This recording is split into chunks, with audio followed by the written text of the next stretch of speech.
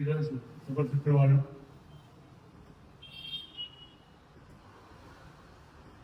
శుక్రవారం అంటే చాలామంది అభివృద్ధి చేశారు. యేసుక్రీస్తుని శిలువ పైన దాక్షిణ్యంగా ఏ తప్పు లేకుండా ఆయన్ని శిలువ పైన శిలువ శిక్ష చేశారు. ఇది శుక్రవారం ఎలా అవుతుంది? కొంతమంది మేధావుల యొక్క ప్రశ్న. శుక్రవారమా లేకపోతే శుక్రవారం? ఎందుకంటే దాని యొక్క పూర్వం తెరిచి తీసుకుంటే యేసుక్రీస్తు వారు ఈ భూలోకంలోకి రావడానికి పాపమైన మన కోసం ఆయన ఈ లోకానికి వచ్చారు. పాపమైన మనము ఈ లోకంలో ఉండి ఈ లోకం ద్వారా నరకంలోకి పోయి ఆ యొక్క అగ్నిలో మనం బాధపడేదానికి ఇష్టపడక దేవాదేవుడే పరుగు నుండి ఈ లోకానికి వచ్చాడు. కాబట్టి ఇది మనం మా శుక్రవారం మనం శుక్రవారం అని చెప్పి మనం తప్పనిసరిగా అర్థంటే మా పేరు శుక్రవారం అనేది కారణం చెప్పుకున్నాం. కాబట్టి మనందరి కోసం యేసుక్రీస్తు వారు ఈ లోకానికి వచ్చాడు. నాకు ఇవ్వకుండా 7 మాటల్లో ఒక మాట ఇచ్చాడు. 5 నిమిషాలు అన్నారు. మీరు 5 దాటింది. నాకు ఇచ్చాడు మాట.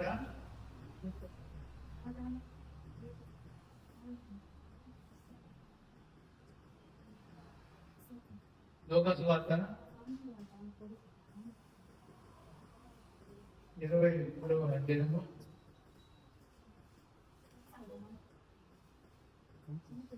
34వ వచనం.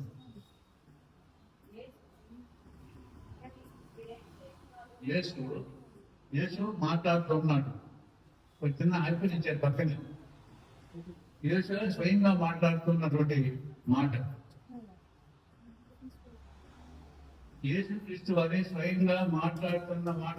ఏమి గంట దిగండి. ఏమని మాట్లాడుతున్నాడు?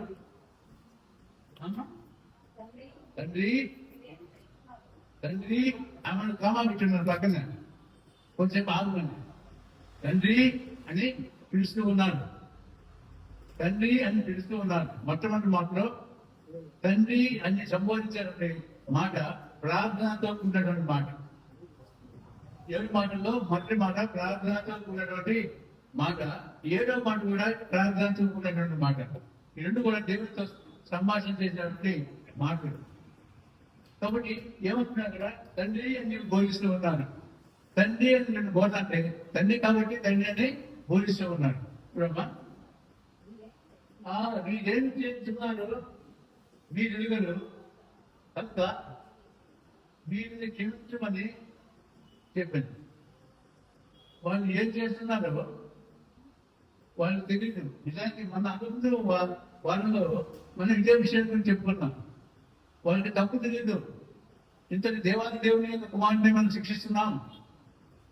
ఆయన చేతిలో మెట్టు కొడుతున్నాం. ఆయన కాళ్ళ మీద మెట్టు కొడుతున్నాం. ఆయన దూషిస్తూ ఉన్నాము. ఆయన మీద గుండు వేస్తూ ఉన్నాము. ఆయన మీద చెడ్డమాటలు మాట్లాడుతున్నాము అనే విషయము ఆ చేసే వారికి అది వాళ్ళకి తెలియదు అన్నారు పర్సన్. ఇక్కడ అది అంటే మనం అన్నారు యేసు తండ్రి వీరేమి చేస్తున్నారో వాళ్ళు తెలియదు. వాళ్ళు మీరు ఎరగరు. చిన్న పిల్లలు ఏం చేస్తున్నారో తప్పని సంగతి తెలియదు. చిన్న పిల్లలు అంటే పెద్దవాళ్ళు చిన్న పిల్లలు మాత్రమే భయపడిన వాళ్ళు ఇవన్నీ చేయండి అప్పటి చేస్తారు. కాబట్టి దేవాది దేవుని మనము స్థుతితో కొడుతున్నాము, చేతులతో కొడుతున్నాము, చేతులతో మేకలు దిగొడుతూ ఉన్నాము. ఆ విషయం వాళ్ళకి తెలియదు. వాళ్ళకి తెలియదు కాబట్టి ఏం చేయాలి? కోర్టులో కూడా కేసు ఇచ్చినా కూడా తెలియదు తప్పుంది కాబట్టి వాళ్ళు చిత్రం చేస్తారు. కొట్టుపడేస్తారు. ఓకే. కాబట్టి ఇవన్నీ చెప్పని చేసే వాళ్ళకి కూడా ఆ పని తప్పు అనే విషయము వాళ్ళకి తెలియదు. అయినా దేవాలయ దేవుని యొక్క కుమారుడు అనే విషయం కూడా వాళ్ళకి తెలియదు. కాబట్టి ఈ దేవుడు చేస్తున్నారు వీళ్ళు ఎదుగారు అంటే కదా మనం అంటున్నాం. వాళ్ళు కొట్టారు అంటారు. వాళ్ళేం తెలియదు. కాబట్టి వాళ్ళు ఏమి చేస్తున్నారో మీ దగ్గర కనుక ఇది క్షమించమని చెప్పి అడిగాడు. అట్లాగే ఒక దేవుని యొక్క శిష్యుడు సైతం అంతా కూడా అతనికి శిక్ష వేసినప్పుడు అతను సండే వచ్చినప్పుడు తనకు ప్రారంభం కొట్టేటప్పుడు తండ్రి వీళ్ళు ఏం చేస్తున్నారు వీళ్ళు ఎదురు ఈ పాపాలు ఎదురుగా మోపుకొని చెప్పి దేవుడిని రాదేయమంటాడు. కాబట్టి మనం చేసినటువంటి తప్పులు మనకు వాళ్ళకి తెలియదు కాబట్టి వాళ్ళని క్షమించమని చెప్పి యేసుక్రీస్తు వారే స్వయంగా తెచ్చుకుంటే చెప్పారు. దేవుడికి చెప్పేసి కాబట్టి తెలియదు చేసే తప్పు మనంతా మేము చేసాం దాన్ని మేము చేసాము వాళ్ళు పుట్టాను తెలుగులో పుట్టానని అనడానికి అవకాశమే లేదు. ఎందుకంటే వాళ్ళకు తెలియకుండా చేసిన తప్పు కాబట్టి అది నేరం కాదు కొట్టేసి. కాబట్టి ఈ మాట నాకు ఇచ్చారు. కాబట్టి మీరు చేసి అంటాడు తండ్రి మీరేమి చేస్తున్నారో మీరు ఎదురు కనుక ఆ కనుక అనే విషయమే చాలా ముఖ్యమైన విషయం. వాక్యాలంటే ఆనపట్ల ఆనపట్ల అంటుంది కనుక మీరు ఏం చేస్తున్నారో మీరు ఎదురు కనుక కనుక తెలియజేయాలి. వాళ్ళు చేసే పని వాళ్ళకి తెలియదమ్మా అంటున్నామమ్మా వాళ్ళు ఎదుగరు. కాబట్టి తప్పనిసరిగా వాళ్ళు ఇరిగి ఉంటే ఈ తప్పు చేయదు. వాళ్ళు ఇరిగి దేవుడి కుమారుడు అని తెలిస్తే ఆయన్ని కొట్టరు బాధ పెట్టరు ఆయన ఏమి మాట చెడ్డ మాటతో చూపించరు. కానీ అది తెలియదు కాబట్టి ఆ యొక్క చేసిన నేరం విషయం అది తెలియదు కాబట్టి ఎంత కూడా చేస్తున్నారు. అన్ని కనుక అని ఒక పదం ఒకే ఒక పదం పెట్టేశారు. ఆ వాక్యాన్ని కూడా పోటీ పనిచేసేదానికి కనుక వాళ్ళు తెలియదు కనుక ఎన్ని వాళ్ళు తెలియదు కనుక ఎన్ని క్షమించు వాళ్ళకి తెలియదు కనుక ఏం క్షమించు అన్నాడు. తెలియకుండా చేసే తప్పు సర్వసాధారణంగా కోర్టులో కూడా కొట్టాడు. ఇన్నోసెన్స్ నా యొక్క తెలిసి చేసేటటువంటి తప్పులు కోపంలో చాలా ఉంటాయి. అలాగే తెలిసి మాత్రం మనం తెలియపరచాడు. కాబట్టి తెలిసి చేసేదానికంటే తెలియకుండా చేయడం అనేది మేలు. తెలియకుండా చేసేదానికి తెలిసి మేలు.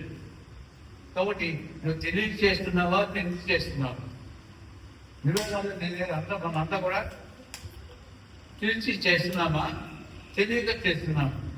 మనకు మన ఆత్మలో అంతరాత్మ ఉంటుంది. ఉంటుందా ఉంటుందా ఆత్మ అంతరాత్మ ఉంటుందా అమ్మా ఉంటుందంటే నేను కొట్టను మీ పిల్లలు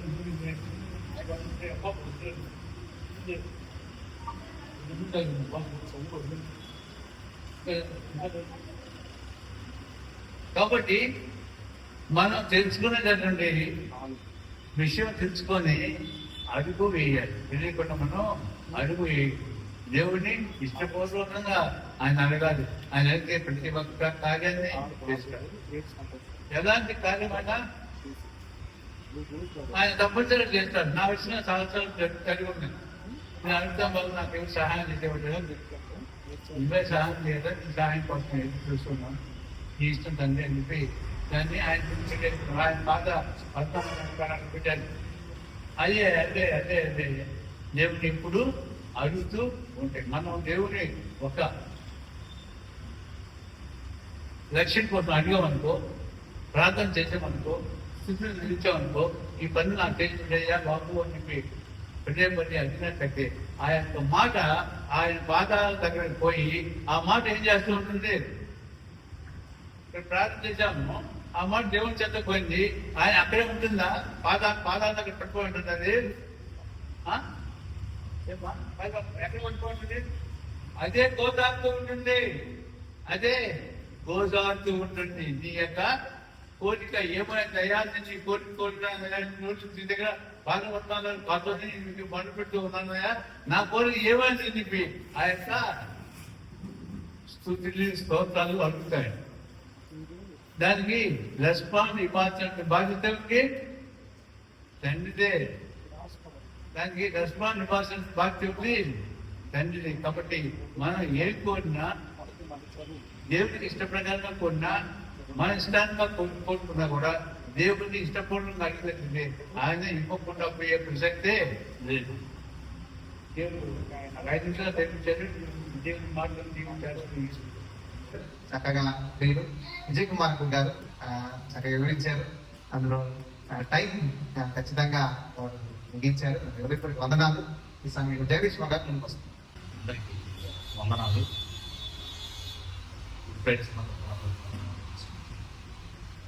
సిలువలో పలికిన 7 మాటలు రెండవ మాట మనం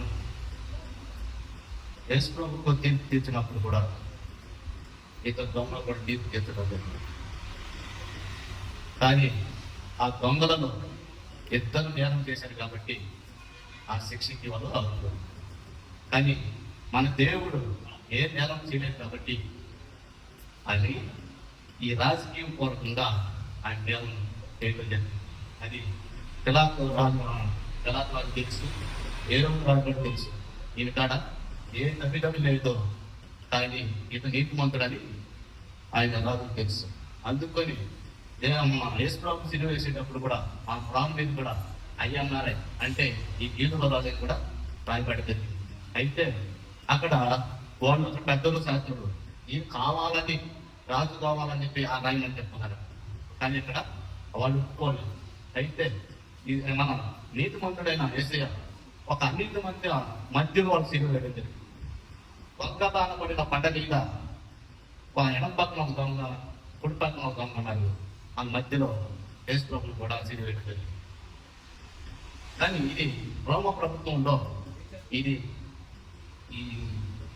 మన సిలువ శిక్ష అనేది అది మామూలుగా దూరంగా ఉంటాయి ఆ నేరాలకి. ఆయన ఆ ప్రభుత్వంలో అందరూ ఎవరు తప్పు చేసినా తీసుకొచ్చి సిలువ వేసేస్తారు. 5 రోమ ప్రభుత్వంలో ఉంటాయి. అయితే ఈ 7 మాటలలో రెండవ మాట మనం ధ్యానించుకుందాం. లోక సువార్త 23వ అధ్యాయము 43 వచ్చిన చదువుకుంటే మనకి చదువు. అందుకైనా వారితో నేను నాతో కూడా పరదేశంలో ఉంటుందని నిశ్చయముగా నీతో చెప్తున్నాను అని. ఇక్కడ యేసు ప్రభువు ఈ శిలువ మీద వేసిన దొంగలో రెండవ దొంగకి చెప్పిన మాట ఇది. ఇక్కడ నిశ్చయముగా నీతో చెప్తున్నాను అన్నాడు. అంటే దేవుడు అక్కడ ఆయనకి చెప్తున్నాడు గ్యారెంటీ, నీవు నిశ్చయంగా నువ్వు నాతో వస్తావని చెప్తున్నాడు. నిశ్చయంగా నువ్వు నాతో కూడా పరదేశంలో ఉంటువు అని చెప్తున్నాడు. ఎందుకనగా ఇక్కడ పైన రాయబడింది 39లో చూసుకుంటే వేలాడు వేయబడిన ఆ నేరస్తులలో ఒక్కడు ఆయనను దూషించు, నీవు క్రీస్తువు కదా, నిన్ను నీవే రక్షించుకోను, మమ్మల్ని కూడా రక్షించుమని చెప్పాను. ఇక్కడ ఆ వేలాడుతున్న దొంగలలో ఒక దొంగ చెప్పిన మాట మనకు తెలుసు. ఈ శిలువ మీద వేలాడించేటప్పుడు ఇద్దరు దొంగలో ఒక దూషించారా, ఇద్దరు దూషించారా అనేది మనకు తెలుసు. ఇక్కడ మనకు తెలిసింది ఏంటంటే ఇద్దరు దూషించారు. అది ఆ మాట కూడా చూద్దాం. మార్కు సువార్త 15వ అధ్యాయం 32 వచనం చూస్తే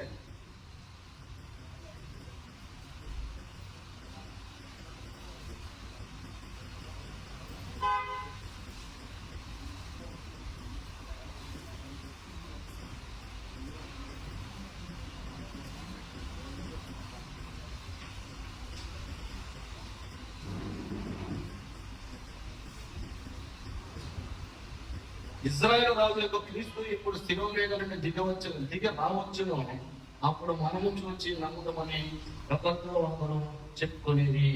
ఆయనతో కూడా శిలువ వేయబడిన వారు ఆయనను నియమించేది.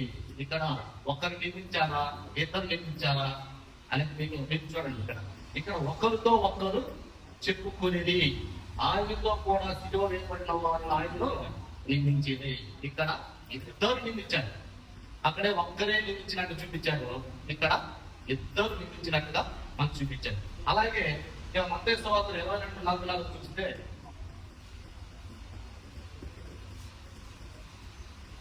ఆయనతో కూడా సిలువ వేయబడిన బందిపోట్ల దొంగలను అలాగే ఆయనను నియమించేది. ఆయనతో కూడా సిలువ వేయబడిన బందిపోట్ల దొంగలను అలాగే ఆయనను నియమించేది. ఇక్కడ బందిపోటు దొంగ అన్న, ఇక్కడ బందిపోటు దొంగలు అంటున్నాడు. అంటే ఇక్కడ ఇద్దరు ఉన్నారు, ఇద్దరు ఆయన నియమించేవాళ్ళు. ఇక్కడ వీళ్ళకంటే ముందుగానే యేసు ప్రభువు నియమించేవాళ్ళు కూడా ఉన్నారు. వాళ్ళు ఎవరంటే లోక సువార్త 23:35 చూస్తే,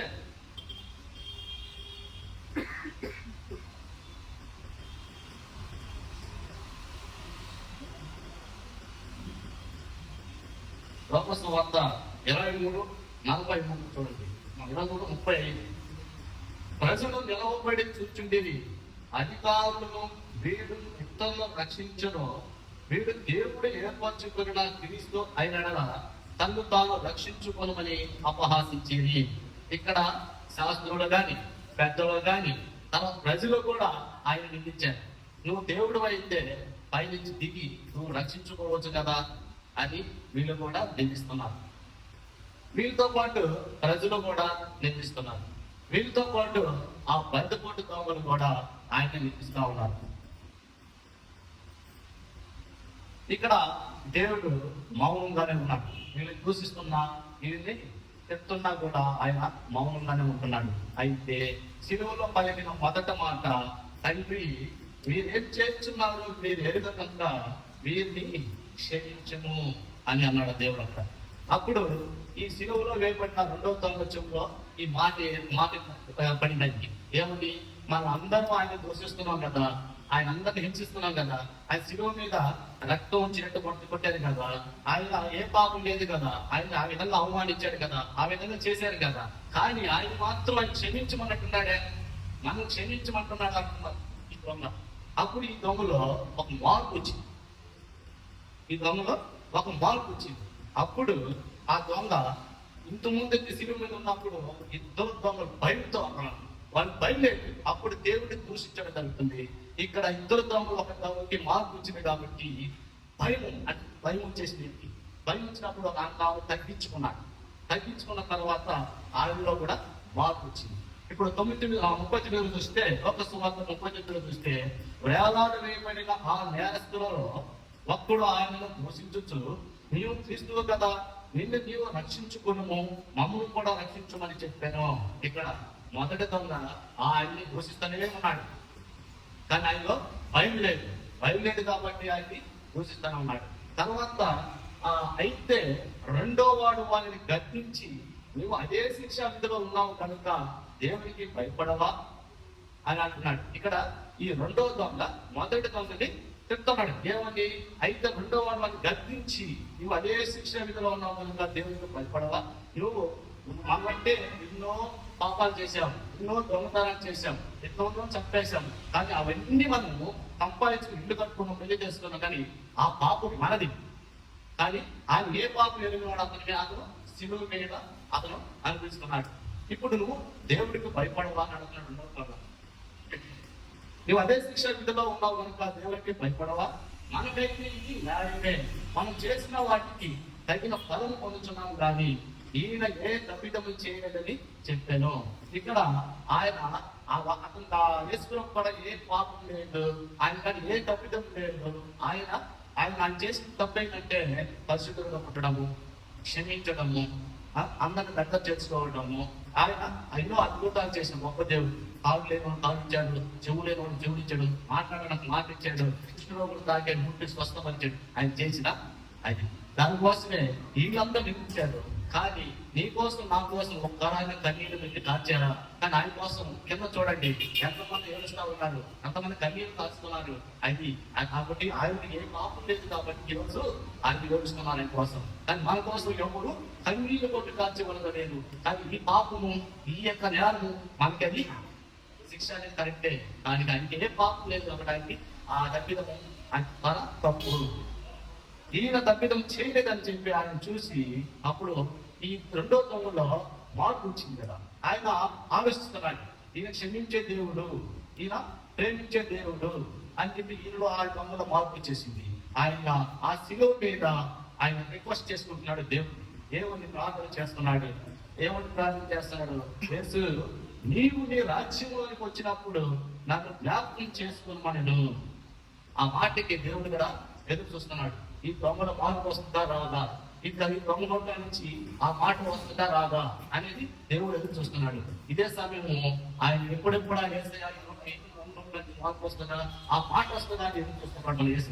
అందుకు ఆయన వాళ్ళతో నేడు నువ్వు నాతో కూడా పరదేశంలో ఉండవని నిశ్చయంగా నీతో చెప్తున్నాను అని. అక్కడ నిశ్చయంగా నీవు నాతో కూడా పరదేశంలో ఉండవని చెప్తున్నాడు రెండవ దొంగ. అప్పుడు ఈ రెండవ దొంగ మన యేసు ప్రభు ఆ చనిపోతున్న అంటతో 2 గంటలు చనిపోతాడు. చనిపోయేటప్పుడు కూడా ఆ శిలువ మీద ఒక దొంగని మార్చడం జరిగింది. ఆ దొంగ యొక్క ఆత్మను రక్షించాడు. ఆయన పోతూ కూడా ఆ దొంగ ఆత్మను కూడా తీసుకొని పోతున్నాడు. కాబట్టి దొంగ యొక్క మార్పు మనకు కూడా ఒక సూచిక క్రియ. ఎందుకంటే ఆయన 3 గ్రహించాడు. ఈయన దేవుడైన పరిశుద్ధుడు, ఈయనలో మార్పు రావటము, దేవుడిని గ్రహించడము, తర్వాత ఈయన పాపాలు ఆయన తెలుసుకొని ఒప్పుకున్నాడు. కాబట్టి ఆ పాపాలను ఆయన క్షమించాడు దేవుడు. అందుకని నువ్వు నాతో కూడా పరదేశంలో ఉండు అని చెప్పి ఇచ్చేలా చెప్తున్నాడు. అందుకు మనం కూడా మన ఎవరన్నా పాపాలున్నా, ఎవరు తప్పులున్నా దేవుడి సన్నిధిలో మనం దాన్ని ఒప్పుకుంటే మనం కూడా పరలోక రాజ్యంలో చేరుకుంటాం. దేవుడు ఆశీర్వదించుగాక. మరి చక్కగా రెండో మాట వివరించిన మీకు మరి హరీష్ గారికి వందనాలు. మరి సమయంలో మన మధ్యన డానియల్ బాబు గారు 3వ మాట వివరిస్తారు. మనం చేసుకుంటున్నాం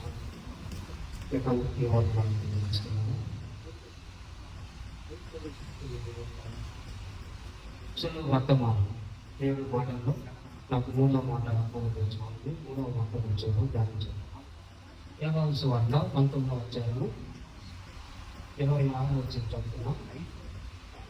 యోహాను వార్త 19వ అధ్యాయం 26. యేసు తన తండ్రి తాను ప్రేమించే శిష్యులను ఉంచుంది నేర్చుకుని రక్షించి, అమ్మా ఇదిగో నీ కుమారుడు అని తన తండ్రితో చెప్పాడు. యేసు ప్రభువులో శిలువ వేసినాడు మనకు అన్నది తెలుసు. ఆ సమయంలో యేసు ప్రభు దగ్గర ఎవరున్నారు అంటే, యేసు ప్రభుకి ఎంతమంది శిష్యులు? 12 మంది కదా. 12 మంది ఇటు పిల్లలు, 12 మందిలో ఒక్కరు ఉండేది. యేసు ప్రభుకి అంతరంగిక శిష్యులు ఎంతమంది? 3. ఎవరు? పేతురు, యోహాను, యాకోబు. వీళ్ళు 3 ఉన్నారా? 3. పేతురు పక్కాలేడు. పేతురు అంటే ఎందుకు పేతురు తెలుసు కదా మనకు. యేసు ప్రభుని బంధించడానికి వస్తే కత్తి తీసుకొని చేస్తాను పోయేవాడు. అంటే అంత రోషంగా యేసు ప్రభు అంటే అంత ప్రేమ ఉన్నట్టుగా మనకు కనపడతాడు. కానీ ఇప్పుడు యేసు ప్రభు దగ్గర పేతురు కూడా పక్కాలేడు, యాకోబు పక్కాలేడు. ఎవరంటే యోహాను ఒక్కడే సమీపంగా ఉన్నారు. ఈ విషయంలో ఈ ఎక్కువ ఎపక్షణబుల్గా ఎవరుంటారు అని మనం గమనిస్తే, పురుషుల కంటే స్త్రీలు ఎపక్షణబుల్. ఎపక్షణగా ఒకరంటే ఒకరు బంధుత్వాలు మనం చూస్తాం కదా. బంధుత్వాలు కావచ్చు, స్త్రీలు అపక్షణకు, పురుషుల కంటే కూడా చాలా అపక్షణబుల్గా ఉంటారు. చూడండి 25వ వచనం. ఆయన తల్లి సహోదరి క్లోపా భార్య అయిన మరియు మగ్దలేనే మరియు యేసు శిలువ మీద నిల్చుండరి. ఎంతమంది పురుషుల ఒకరు, స్త్రీలు ఎంతమంది? అందుకున్నాము 4 స్త్రీలు. యేసు ప్రభువుకి సమీపంగా 4 స్త్రీలు ఉంటారు. పురుషులు చూస్తే ఎవరు సమీపంగా? యోహాను ఒక్కడే ఉన్నాడు. దీన్ని బట్టి మనం అర్థం చేసుకోవచ్చు, విపక్షగా ఉండేవాళ్ళు ఎవరు? స్త్రీలే. కాబట్టి ఈ యొక్క యేసు ప్రభుకి శిష్యులు దగ్గర లేరు. యేసు ప్రభు మరి అనేకులు వ్యాధిగ్రస్తులను బాగు చేశాడు. కుంటి వారికి నడిపించాడు. ఆయన వస్త్రం ఉండేటువంటి వారికి వస్త్రం ఇచ్చాడు. చూపు లేనటువంటి వారు చూపునిచ్చాడు. దయ్యం పడినటువంటి వారిని స్వస్థపరిచాడు. చనిపోయి ఉన్నటువంటి వారిని లేపాడు. గాలిని సముద్రంలో అణిచివేశాడు. ఆశ్చర్య కార్యాలు చేశాడు. పెళ్లి విందు పోతే ద్రాక్షరసం అయిపోతే ఆ నీళ్ళకు ద్రాక్షరసంగా ఎన్ని అద్భుతాలు చేసినటువంటి ఆయన దగ్గర ఆయన కష్టాల్లో ఉంటే, ఆయన శిలువ మీద వేలాడుతూ ఉంటే ఒక్కరు కూడా ఆయన ఆదరించాలని ఆయన దగ్గరకు వచ్చిన వాళ్ళు ఎవరు లేదు. యోహాను ఒక 4 స్త్రీలు తప్ప. వాళ్ళు యేసుకు సమీపంగా ఉన్నారని రాయబడింది. కాబట్టి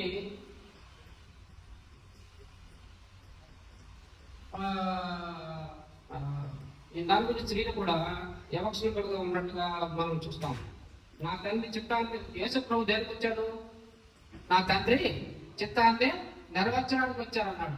ఇప్పుడు తనొచ్చు అమ్మ మనమ్మ నేను చాలా బిజీగా ఉన్నాను, నేను యేసు ప్రభు చిత్తాన్ని నెరవేర్చడం నాకు అది ఆ మాట నాకు ప్రాధాన్యం అని వదిలేసాడు తండ్రి.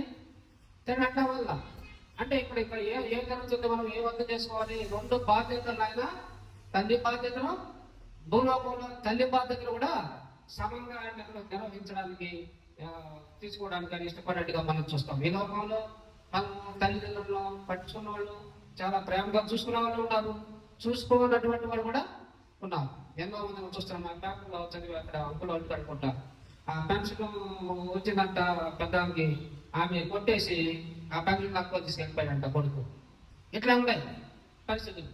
తర్వాత మాకు మా బంధువులు వెళ్తారు, వాళ్ళు బంధువులు అంటే వాళ్ళు అప్తా వాళ్ళు ఒంగోలు జిల్లా ఒక పెద్ద చనిపోతే పోయాం మేము. పోతే మరి అలా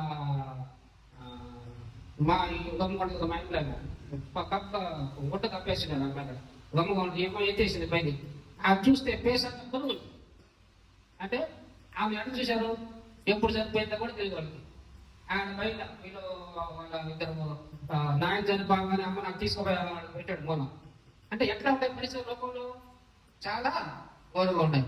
అందుకని ఒక మార్గదర్శిగా దేవుడు మనకి ఒక ఉదాహరణగా ఉన్నాడు. తల్లిని ఎట్లా చూసుకోవాలి, పేరెంట్స్ ని ఎలా చూసుకోవాలనేది మనకి బైబిల్ గ్రంథంలో దేవుడు కార్యాచరణ రూపంలో మనం తెలుసుకోవాలి.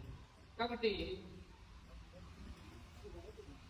దేవుడు రెండు బాధ్యతలు నిర్వహించినట్టుగా మనం చూస్తాం. తండ్రి చిత్తాన్ని నెరవేర్చడం, ప్రజల కోసమేమో ప్రాణం పెట్టాలి, రక్తము చెందించాలి, మన ప్రజలను రక్షించాలి, పరలోక రాజ్యానికి తీసుకుని వెళ్ళాలి అనేటటువంటి సంకల్పం కలిగినటువంటి వాడి ఉన్నాడు యేసుక్రీస్తు. అదేవిధంగా తల్లి యొక్క బాధ్యతను కూడా ఆయన చేసినట్టుగా మనం చూస్తాం. కాబట్టి యేసు ప్రభు యొక్క ఒక యాటిట్యూడ్ మనం మాదిరిగా తీసుకోవాలి. మన తోబుట్టువులను ప్రేమించాలి, తల్లిదండ్రులను ప్రేమించాలి అని ఒక మహిమ ద్వారా మనము చూస్తాం. కాబట్టి యేసు ప్రభు తన తల్లిని అప్పుడు ఏం జరుగుతుంది చూడండి. అక్కడ మాకు చదువు, ఇదిగో నీ కుమారుడు తల్లితో చెప్పారు. తర్వాత శిష్యుడు చూసి ఇదిగో నీ తల్లి అని చెప్పారు. ఆ గడియ నుండి ఆ శిష్యుడు ఆ శిష్యుడు ఆమెను తన ఎంత చేర్చుకొని వెంటనే యేసు ప్రభు ఎప్పుడైతే చెప్తాడో వెంటనే ఏం చేస్తాడు? యోహాను తల్లిని తన ఇంట చేర్చుకున్నట్టుగా చూస్తాం. అటు తర్వాత సమస్తము అప్పటికి సమానమైన ఎదిగి లేక నెరవేరినట్లు నిర్ధారికున్నాను. కాబట్టి ఆ గడియలోనే దేవుని యొక్క చిత్తాన్ని శిష్యుడు స్వీకరించినట్లుగా మనం చూస్తాం. కాబట్టి దేవుడు ప్రేమమయుడు, బాధ్యత కలిగి రెండు బాధ్యతలను సక్రమంగా నిర్వర్తించినట్టుగా మనం చూస్తాం. దేవుడి యొక్క మాటను చేస్తాం. మరి సమయంలో మూడో మాట సహకరించిన ప్రియులు మరి డానియల్ బాబీ గారికి వందనాలు. ఈ సమయంలో మన మధ్యన ప్రభాకర్ రావు గారు 4-5 మాటలు వివరిస్తారు. గ్రహిస్తారా అందరికీ దేవుడి కృపలో మూలకు ఈ శుక్రవారాన్ని అనుగ్రహించారు. అంటే మన జీవితాల్లో మనము ఎన్ని శుక్రవారాలు జరుపుకుంటున్నాము మనకు గుర్తుంటుంది. కానీ మనము ప్రవర్తన నడవడికని మోసుకున్నాము. దేవుడి చెప్పిన వాక్యంలో మనం ఉండడం అనేది మనకు ముఖ్యం. కానీ యేసు ప్రభువుని సిలివేయాల్సిన కారణము మన యూదులకు కానీ రోమ ప్రభుత్వానికి కానీ లేదు. ఆయన సిలువ వేయాల్సిన అంత ఘోరమైన తప్పిదములు ఏమీ చేయలేదు. దీనికి ముందు కొన్ని విషయాలు మన కొరకు ఆయన శ్రమలు నిందలు భరించాడు. వాటిని జాగ్రత్తకొని దీన్ని తెలుసుకున్నాం. యేసుక్రీస్తు మంచి బోధకుడు. ఆయన ఎక్కడ ఏ మాటలు పలికినా ఎవరో డబ్బు పట్టేవాడు కాదు. ఆయన మాటలలో జీవం ఉన్నది. ఎలాంటి చనిపోయినైనా ఎలాంటి రోగిస్తున్నైనా ఆయన మాటలు తెలుస్తారు, జీవం వచ్చేసింది. ఆయన మాటల్లో మనుషులను ఆదరించాడు.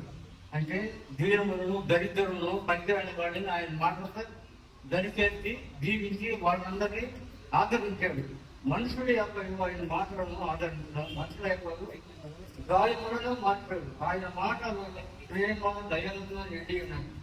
ఆయన ఏ మాట మాట్లాడినా కఠినంగా కానీ గతంగా కానీ కోపంగా కానీ ఉండేడు. దయతో మాటల ద్వారా దయతో ఆదరించి మాట్లాడేవాడు. అపవిత్రాత్మను పాల్గొన్నాడు, గాలి తుఫానులను నిర్మాణింపజేశాడు. ఆ మాటలు విలువారికి జీవాహారంగా ఉంటాడు. ఆయన మాటలు గ్రహించుకున్న వాళ్ళకి జీవాహారంగా నిలబడ్డాడు. 3.5 సంవత్సరం ఆయన కార్యనడకన గ్రామము పల్లెటూరు ఆకులు ఈవిడైన ఏరియా అంతా ఏసు ప్రభువు తిరిగిన జన్మించిన గ్రామాల కార్యనడకన, అంటే మధ్యలో ఏంటంటే ఈ జనాల్లో తిరుగుతున్నారు. ఆ దినంలో అలాంటి వసతులు వాళ్ళకి లేవు కాబట్టి ఆయన కార్యనడకన ఎంత శ్రమ అయినా, ఎంత ఎండైనా, ఎంత వర్షమైనా భరించి, మన కొరకు భరించి ఆయన ఇవన్నీ మన కొరకు చేశాడు. మాట్లాడిన వారికి జీవాహారంగా ఉండాలి. నడి వీధులలో, సముద్రపు గుడ్డలలో, కొండలలో బోధించున్నాడు. మీరు ఎప్పుడు ఎక్కడ చేశాడంటే నడి సముద్రాల్లో ఉంటున్న వాళ్ళకి, ఎలాంటి వాళ్ళకి ఆయన వాక్యం అందుకొని వినే భాగ్యం ఉండదు. కాబట్టి సముద్రాలు ఉంటున్న అడవులలో, కొండల పైన ఆయన వాక్యాన్ని బాగా బోధించి వివరించాడు. ఆయన బోధ ఉపమానంతో కూడినది. ప్రతి వాడు సులువుగా గ్రహించుకున్నట్టుంటాను. మనకి ఏదన్నా ఒక కూడార్థం చెప్తున్నట్టే కూడార్థంగా చెప్పేవాడు. ఉపమానంతో ఒక దాంతో పోల్చి, ఈ చెట్టు ఇక్కడ ఉంది అంటే ఆ చెట్టు ఎలా వచ్చింది ఏంటి అన్నదాన్ని వివరించి ఉపమాన రీతితో సులువుగా అర్థమైనట్టు చెప్పేవాడు. ఈ మాటలు ఆయన మనము ధ్యానించుకోవాల్సిన అవసరం ఉండదు 7 మాటల్లో. అయినా ఒకసారి గుర్తు చేసుకోమని మనం అందరం ఈ చేసిన గొప్ప కార్యాలను మనం వినాలని, తెలుసుకోవాలని నేరుగా చెప్పిన మాటలు ఈ బైబిల్లో నుండి వాళ్ళు ప్రసరించి చేసిన ఏం మాటలు ఈ వాటిలో చెప్పాలి. 4వ మాటగా ఏమన్నాడంటే ఆయన ఏలి ఏలి లమా సబక్తాని దగ్గరగా కేక వేశాడు. ఆయన కేక వేశాడు. అప్పటి వరకు శిలువ చెత్త అయిన మరియను, యోబును ఆయన చెత్త ఉన్నారు. అప్పుడు వీళ్ళందరూ సిలువేసి అందరూ చెప్పారు.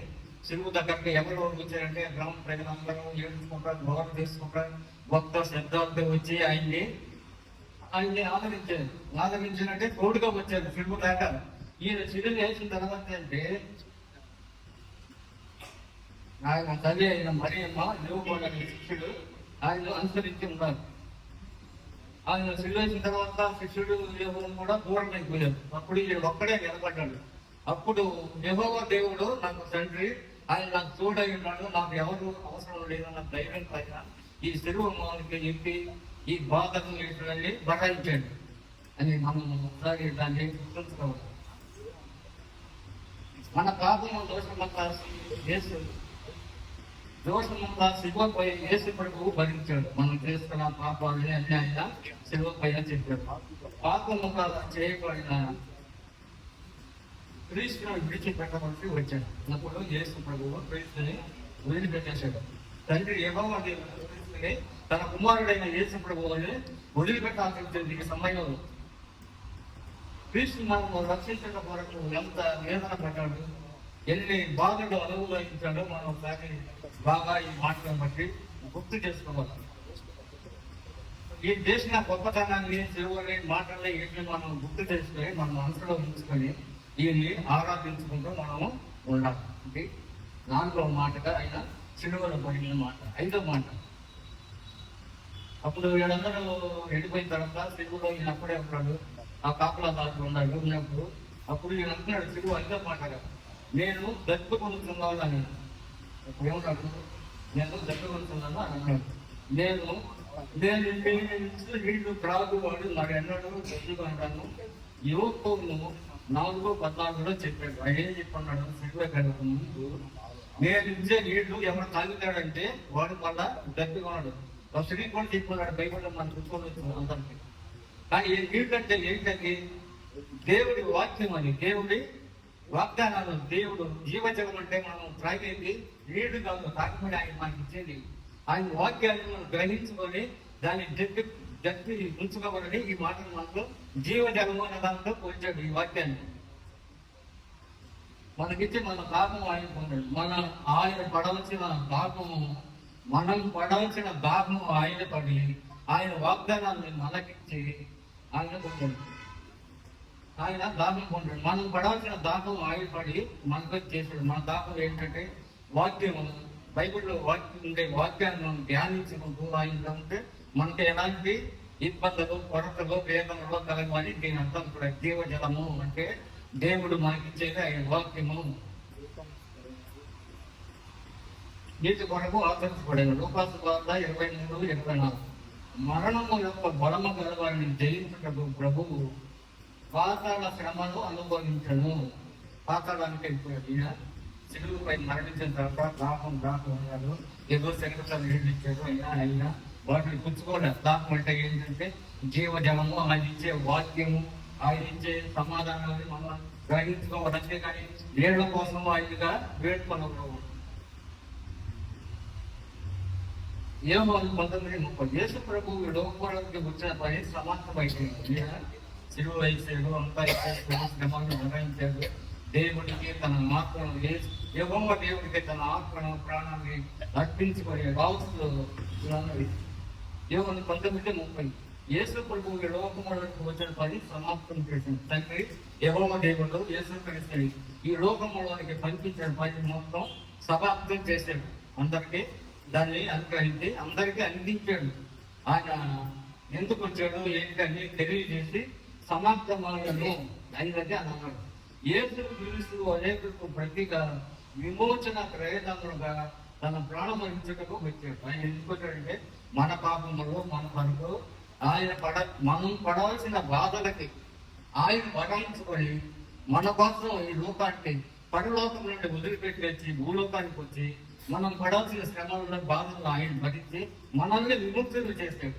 మనము నరకానికి వెళ్ళకుండా, పాపానికి వెళ్ళకుండా మనల్ని విముక్తులు చేయకుండా తన ప్రాణము ఇచ్చుటకు వచ్చాడు. మత్తయి సువార్త 20:28 అన్నది సమాప్తమాయలో అని చెప్పేస్తాడు. ఈ వాక్యాన్ని దేవుడు దీవించారు. ఈ సమయంలో మరి ఇంతవరకు మన మధ్యన 4-5 మాటలు ఇచ్చిన ప్రభావం గారి కొన్ని వందనాలు. ఆ పైన మాటలను మనం వివరిస్తాను. 5, 6, 7 మాటలను వివరిస్తాను.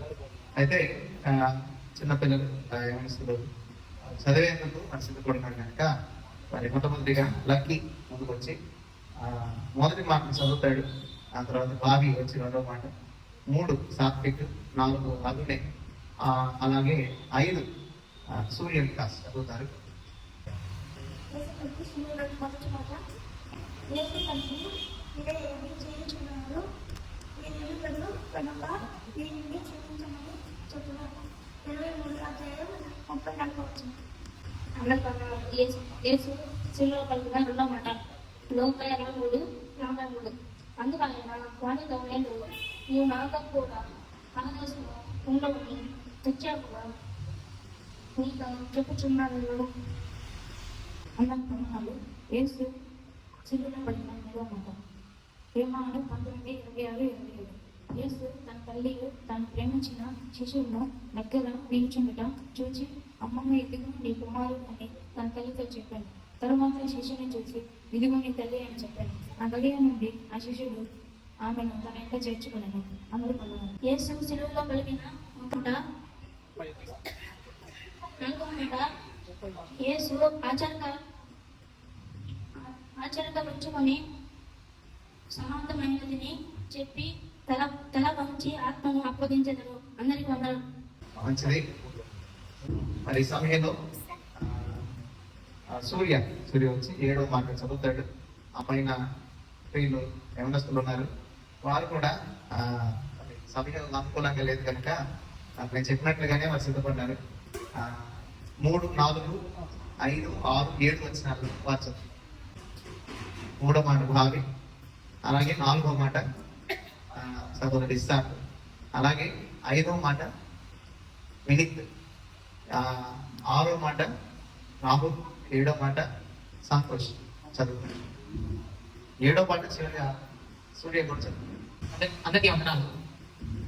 యేసు ప్రభు శిలువలో పట్టిన 3వ మాట, యోహాను సువార్త 19:26-27 కొన్ని వచనాలు చదివారు. యేసు తన తల్లి తాను ప్రేమించిన శిష్యులను లోకం నిలుచుండట చూసి, అమ్మ ఇదిగో నీ కుమారుడు అని తన తల్లి చెప్పాను. తర్వాత శిష్యుని చూసి, ఇదిగో నీ తల్లి అని చెప్పాను. అందరికీ వందనాలు. యేసుక్రీస్తు వారి శ్రేష్టమైన నామములో మీ అందరికీ నా హృదయపూర్వక వందనాలండి. యేసుక్రీస్తు పలికిన శిలువ మాటలు 7 మాటలు 4వ మాట మాట్లాడుచున్నాను. మత్తయి సువార్త 27వ అధ్యాయం 46వ వచనం. ఇంచుమించు 3 గంటలప్పుడు యేసు ఏది ఏది లామా సబక్తాని బిగ్గరగా కేక వేశాను.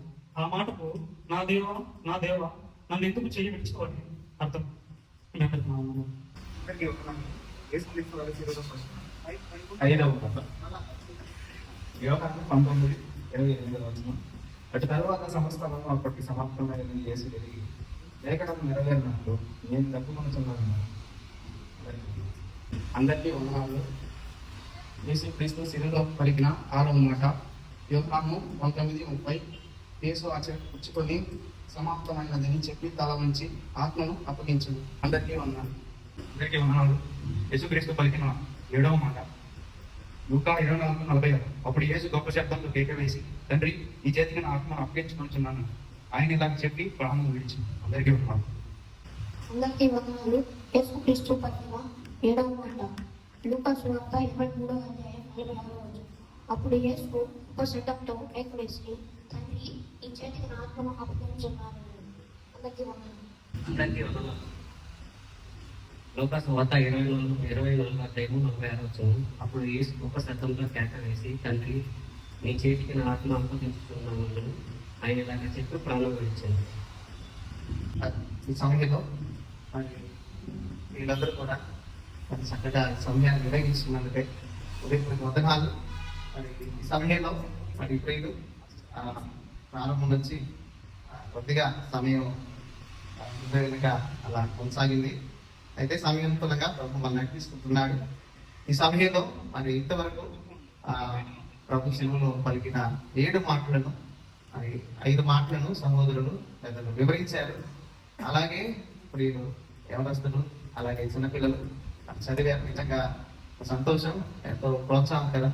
ఎందుకంటే దేవుడు మన పట్ల చేసిన గొప్ప మేలను బట్టి మనం ఈ రీతిగా తిరిగి ప్రభు మనకిచ్చిన ఆహ్వానాన్ని, ఆయన ఆలయంలో మనకిచ్చిన ఈ ప్రసన్నతను మనం ఉపయోగించుకోవడం లేక తిరిగి ప్రభును స్తుతించడం మంచిది. కనుక ప్రియమైన వాళ్ళగా దేవుని శుక్రవారం నాడు మనందరం కూడా చేరి ప్రభు నామాన ఈ రీతిగా ఆయన పలికిన 7 మాటలను మనం జ్ఞాపకం చేసుకోవడం నిజంగా ఎంతో ఆనందకరం. అలాగే చిన్నపిల్లలు పెద్దలు మరి విజయ్ కుమార్ గారు, అలాగే జగదీష్ మామ గారు, ప్రభాకర్ మామ గారు, అలాగే డానియల్ మామయ్య గారు చక్కగా వివరించారు. నిజంగా నేను సిద్ధపడని కొన్ని కొత్త అంశాలను నేను విన్నాను. మరి నిజంగా సంతోషం. అలాగే ఆరాధనలో కూడా వారు వాడపడుతున్నారు. అందుని బట్టి దేవుని స్తోత్రాలు. అలాగే ఎవరి బిడ్డలు చిన్నపిల్లలు కూడా వారు సిద్ధపడ్డారు. అలాగే వారిని హెచ్చరించగానే వారు కూడా నిజంగా మాట్లాడటం ఆనందకరం. అంటే ఇప్పటికే ఇప్పుడే అడిగాను, అప్పుడే వారు చెప్పేదానికి సిద్ధపడ్డారు. నిజంగా చిన్నపిల్లలు లక్కీ, బాబీ, సాత్విక్, అభినయ్, సూర్య ఇంకా చిన్నపిల్లలు ఉన్నారు. టెన్షన్ పడతారని వారికి అది నా ప్రయోగం కాబట్టి ఏమనుకోవద్దు. అయితే అది సంతోషం. అలాగే వీరు బాబీ, పెద్ద బాబీ, చిన్న బాబీ కంటే పెద్ద బాబీ ఉన్నాడు, డానియల్ ఒక కుమారుడు. అలాగే ఇస్సాకు, ఇంకా వినీత్, రాహుల్, అలాగే సంతోష్, అలాగే సన్నీ. నిజంగా ఆనందకరం. ఇంకా దేవుళ్ళు ఈ రీతిగా మరి అనుబడాలని ఇంకా కోరుకుంటూ దేవుళ్ళు గొప్ప కాడుగా మరి ఎదగాలని మరి ప్రార్థిస్తున్నా. మరి సమయంలో పనులు పడుతూ 2 చరణాలు పడుతూ దేవుని భయపడతాం. ఆ పైన 15 నిమిషాలు నేను వాక్యాన్ని అందిస్తాను. తర్వాత సమయానుకూలంగా ముగించుకున్నాను. ఉన్న దేవుని వారసులుగా ప్రియులుగా ఈనాటి 2026 ఈ గుడ్ ఫ్రైడే శుక్రవారం సందర్భంగా దేవుని చేత రక్షించబడిన దేవుని సంఘముగా, దేవుని ప్రియులముగా మనందరము కూడా దేవుని సన్నిధానంలో చేరి ప్రభువును జ్ఞాపకం చేసుకుంటున్నాం. అయితే ప్రియమైన వాళ్ళారా, ఆ రీతిగానే ఇంతవరకు సిలువలో పలికిన 7 మాటలను, ప్రభువు యేసుక్రీస్తు ప్రభువు వారు సిలువలో పలికిన 7 మాటలను ప్రియులు పెద్దలు అలాగే చిన్నపిల్లలు మరి వివరించారు, అలాగే పిల్లలు చదివారు. వారందరిని బట్టి కొద్ది వందనాలు. అయితే ఈ సమయంలో క్లుప్తంగా కొన్ని మాటలు దేవుడి వాక్యం మనం జ్ఞాపకం చేసుకుందాం. దయచేసి మొట్టమొదటిగా యెషయా గ్రంథము 53వ అధ్యాయం 5వ వచనాన్ని మనం చదువుకుందాం. యెషయా గ్రంథము 53వ అధ్యాయము 5వ వచనాన్ని మనం చూద్దాం. మన అతిక్రమ క్రియలను బట్టి అతడు గాయపరచబడెను, మన దోషములను బట్టి నలుగగొట్టబడిను. మన సమానార్థమైన శిక్ష అతని మీద పడిను, అతడు పొందిన దెబ్బల చేత మనకు స్వస్థత కలుగుతున్నది. చాలు. దేవుడు తన వాక్యం దీవించునుగాక. చిన్న ప్రార్థన చేసుకున్నాం. అవనతి మిగిలిగా ప్రేమించిన పరలోకపు తండ్రి, దేవా నీకే వందనాలు, స్తుతులు, స్తోత్రాలయ్యా. మీ శ్రేష్ఠ మహోన్నతమైన మీ కృపను బట్టి ఈ శుక్రవారం నాడు మీ పాద విధానములను జ్ఞాపకం చేసుకుని వత్తులు బయటకే స్తోత్ర. యోగ్యత లేని మమ్మలను అయ్యా, కృపలేని మమ్మలను, నరకానికి పాత్రలు వహించిన మమ్మలను ప్రేమించి నీ శిలువ చాటున మీ రక్తము అయ్యా ప్రయోజనముగా మా మీద వచ్చి మాకిచ్చిన ఈ నూతన అయ్యా ఈ జీవితాలకై మీ ఆలయ ఈ అవకాశ ఆహ్వానానికి స్తోత్రాలు. మా ప్రభు, ఇంతవరకు మా ప్రియులు అయ్యా మీరు పలికిన 7 మాటలు వివరించిన అందరి బట్టి మీకు స్తోత్రాలు. ఈ సమయంలో నీ వాక్యానికి ఇదిగో ప్రభు నిలుచుండగా నిలిచిన జ్ఞాపకం చేసుకోండి. మీ నడిపికు సహాయం దయచేయండి. ఇవి చెవి గ్రహించే మనసు మాకు ఇవ్వమని నజరేయుడైన యేసుక్రీస్తు ప్రభు నామములో అతి మిక్కిలిగా వేడుకొచ్చున్నాము తండ్రి, ఆమేన్. ప్రియమైన వాళ్ళారా, ఏదైతే చదువుకున్న దేవుని లేఖన భాగంలో ఇక్కడ 5వ వచనంలో మనం చూసినట్లుగా మన అతిక్రమ క్రియలను బట్టి అతడు గాయపరచబడెను, మన దోషములను బట్టి నలుగుగొట్టబడెను, మన సమానార్థమైన శిక్ష అతని మీద పడిను, అతడు పొందిన దెబ్బల చేత మనకు స్వస్థత కలుగుతున్నది. ఏదైతే స్వస్థత, ఇక్కడ ప్రభువు యేసుక్రీస్తు ప్రభువు వారు రోగైన వాడిని స్వస్థపరచాలని ఆయన వైద్యుడిగా వచ్చాడు. అంటే ఇక్కడ రోగం పాపి అయిన మానవుడును పరిశుద్ధుడైన ఆ ప్రభుని యేసుక్రీస్తు ప్రభువు వారు వచ్చిన విధానం ఎంతో పరిశుద్ధమైనది. అందుకనే ఆయన జన్మించిన జన్మములో, జీవించిన జీవితంలో, మరణించిన మరణములో పాపము లేదు. ఆయన పరిశుద్ధుడై ఉన్నాడు. అందుకే పిలాతు దగ్గరికి ప్రభుని యేసుక్రీస్తు ప్రభువుని తీసుకొని పోయినప్పుడు ఈయనలో నాకు పాపమేమి కనబడలేదు అన్నాడు. అనేకులు కేకలు వేస్తున్నారు, ఈయనను సిలువ వేయండి, సిలువ వేయండి, సిలువ వేయండి అని. ఎవరైనా మీరందరంటే ఒక కిందట ఆదివారం కదా, ఏదంటే మట్టల ఆదివారం నాడు యెరూషలేమునకు ప్రభుని యేసుక్రీస్తు ప్రభువు వారు వస్తున్న రాకను గ్రహించి కేకలు వేసిన జనులు ఆనాడన్నారు, హోసన్నా జయము, హేసన్నా జయమని కేకలు వేసిన ఆ జనమే నేడు సిలువ వేయండి, సిలువ వేయండి అని కేకలు వేస్తున్నారు. వారు చేసిన ఆ యొక్క అలజడి లేక ఆ యొక్క శబ్దము లేక కేకల వల్ల ప్రియమైన వల్ల న్యాయము తీర్చాల్సిన ఆ లేక పిలాతు కావచ్చు, హేరోదు కావచ్చు, ఆ న్యాయము చేయవలసిన వారు మరి జనుల యొక్క కేకలను బట్టి పలుమార్లు వారు సిలువ వేయండి, ఈయనకు మరణ దండన వేయండి కేకలు వేసిన దాన్ని బట్టి వారు ఆయనకు మరణ శిక్ష విధించారు. ప్రారంభంలో ఈయనలో నాకు పాపం ఏది కనపడలేదు, కనుక నేను శిక్షించిన విడిచిపెడతానన్న పిలాతు హేరోదు మరలా చివరికి ఆయనకు సిలువ వేశారు. అలాగే ప్రియమైన వాళ్ళ ప్రారంభం నుంచి పెద్దలు వివరించినట్లుగా, పిల్లలు చదివినట్లుగా ఏదైతే తండ్రి క్షమాపణ ఆయన అక్కడ కురిపిస్తున్నాడు. ప్రారంభం నుంచి ప్రభు యేసుక్రీస్తు ప్రభువులో మనం నేర్చుకోవాల్సిన లక్షణాలు ఎంతో గొప్పవి. అయితే ఆయన జీవించిన 33.5 సంవత్సరంలో 3.5 సంవత్సరం ఆయన చేసిన స్వార్థను బట్టి చివరి ఆ యొక్క మధ్యాహ్నం వేళ మిట్ట మధ్యాహ్నం 3 గంటల వేళ ఆ యొక్క వేడిమిలో ఆయన చేసిన యాగం నిన్నటి రాత్రి నుండి అన్యాయమైన తీర్పు ఎక్కడ కూడా అర్ధరాత్రి వేళ తీర్పులు ఇచ్చినట్లుగా మనం ఎక్కడ వినం. ఏ కోర్టులకు వెళ్ళినా అక్కడ అవన్నీ మూసేసి ఉంటాయి. అయితే ప్రియమైన వాళ్ళ అన్యాయమైన తీర్పును ప్రభువు యేసుక్రీస్తు ప్రభువు వారికి అర్ధరాత్రి వేళ ఇచ్చారు. ఆ ఇచ్చిన ఆ సమయం ఎంతో భయంకరమైనది. అలాగే ఆయనకి శిక్ష విధించిన ఆ శిక్ష భయంకరమైనది. ఆయన చేసిన యాగం ఎంతో భయంకరమైనది. ఎలా అంటే ఆయన 39 గుర్రాజకులు కొట్టమంటే 29 గుణాధికులు ఎలాంటివంటే నీవు నేను ఆలోచన చేసే అలాంటి గుణాధికులు కాదు కదా. చిన్నప్పుడు బెత్తంతో వాటి కొట్టినప్పుడు చాలా బాధ. అయితే ప్రియమైన వాళ్ళారా, ప్రభువైన యేసుక్రీస్తు ప్రభువు వారికి కొట్టిన కొరడ కదా, అవి ఎంతో కదా, ఒకటి కాదు కొన్ని 5 లేక 10 తాళ్లతో వాటి చివరన గాజు లేక ఎముకతో కూడిన ఒక రకమైన సన్నని పొదునైన ఒక వస్తువుతో చేసిన ఒక కొరడ. అయితే దాంతో కొడితే అదేమవుతుందంటే మొదట వెళ్ళి శరీరాన్ని అలా పట్టుకుంటది, తిరిగి లాగినప్పుడు అది అలా చర్మాన్ని చీల్చుకొని వస్తుంది. అలా 39 గుణా దెబ్బలను కొట్టారు. అయితే ఏదైతే లైఫ్ ఆఫ్ క్రైస్ట్ అనే ఒక సినిమా లేక వారు తీసేటప్పుడు ప్రభువైన యేసుక్రీస్తు ప్రభువు వారి యొక్క క్యారెక్టర్ అంటే ఆ క్యారెక్టర్ వేసే ఆ వ్యక్తికి ఈ సినిమాలో ఎలాగైతే ప్రభువైన యేసుక్రీస్తు ప్రభువు వారిని కొట్టారో దాన్ని నిజంగా చూపించాలని నిజంగానే ఒక రకమైన అంతటిది కాదు కానీ ఒక రకమైన కొరడాన్ని తెచ్చి ఆయన కొట్టాలని, ఆయన వీపుకు దెబ్బ తగలకుండా ఒక మందమైన ఒక చర్మాన్ని లేక ఆర్టిఫిషియల్ ఒక చర్మాన్ని ఆయన మీద పెట్టి ఒక దెబ్బ కొడితే ఆయన పడిపోయాడు.